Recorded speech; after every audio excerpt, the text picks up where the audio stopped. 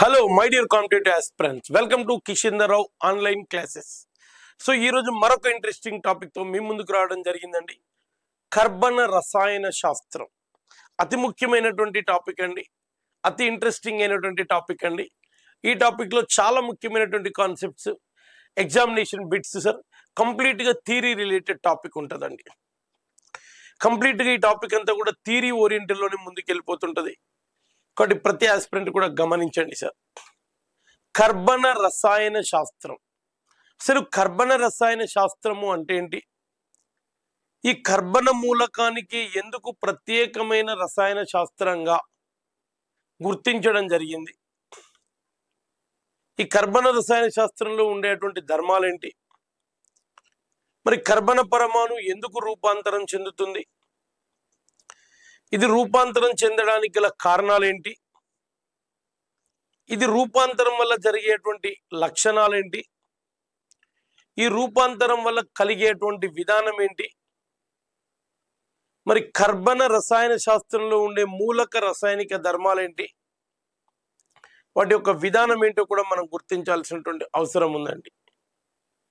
ఒక మూలక పరమాణు ఏ విధంగా రూపాంతరం చెందుతుంది, ఆ మూలక పరమాణు యొక్క ధర్మాలు ఏ విధంగా రూపాంతరం చెందించబడతాయి అనేటువంటి అంశాలను కూడా మనం ఈ టాపిక్లో డిస్కస్ చేయడం జరుగుతుందండి.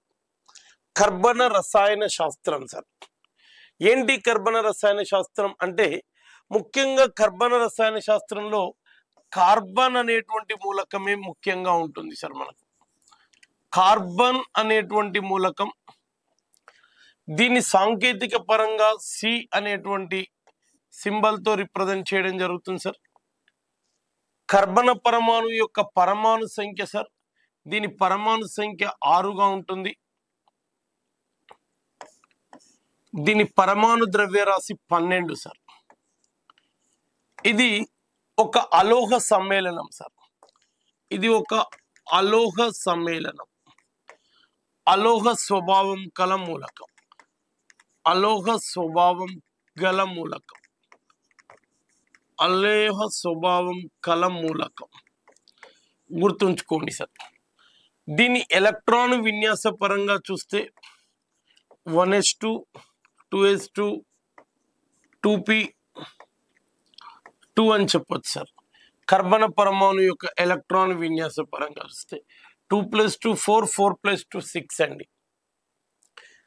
మరి ఈ కర్బన పరమాణు యొక్క వ్యాలెన్సీ కనుక చూస్తే, కర్బన పరమాణు యొక్క వ్యాలెన్సీ కనుక చూస్తే కర్బన పరమాణు యొక్క వ్యాలెన్సీ +or-4గా ఉంటుంది సార్ వ్యాలెన్సీ.